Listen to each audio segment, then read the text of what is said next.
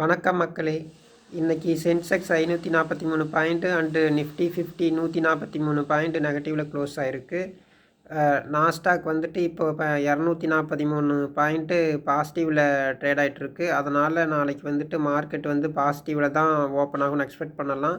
அடுத்ததாக டிசம்பர் மந்தில் மட்டும் 30,000 கோடி ஐபிஓ ரிலீஸ் பண்ண போகிறாங்க. நம்ம ஆல்ரெடி சொன்ன மாதிரி ஐபிஓ யாரும் புக் பண்ண வேண்டாம்.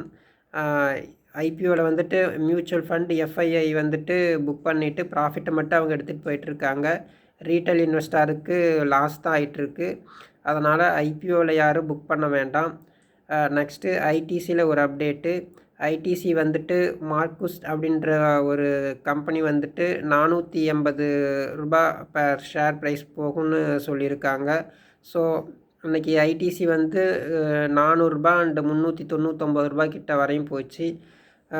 இப்போவே ஐடிசி கன்சிடர் பண்ணணும்னு நினைக்கிறவங்க கொஞ்சம் கொஞ்சமாக கன்சிடர் பண்ணுங்கள். 480 ரூபாய்க்கு போனதுக்கப்புறம் கன்சிடர் பண்ணலாமா வேண்டாமான்னு கேட்க வேண்டாம். ஏன்னா ஐடிசி வந்துட்டு இன்னமும் அண்டர் வேல்யூவில் தான் இருக்குது. இப்போ குறையும் ஐடிசி குறையும் அப்படின்னு சொல்லிட்டு கன்சிடர் பண்ணாமல் 480 ரூபாய்க்கு போனதுக்கப்புறம் இவ கன்சிடர் பண்ணியிருக்கலாமான்னு யோசிக்க வேண்டாம். ஸோ பணம் இருக்கும்போது அப்பப்போ ஐடிசி கன்சிடர் பண்ணிக்கிட்டே இருங்க. தேங்க்யூ.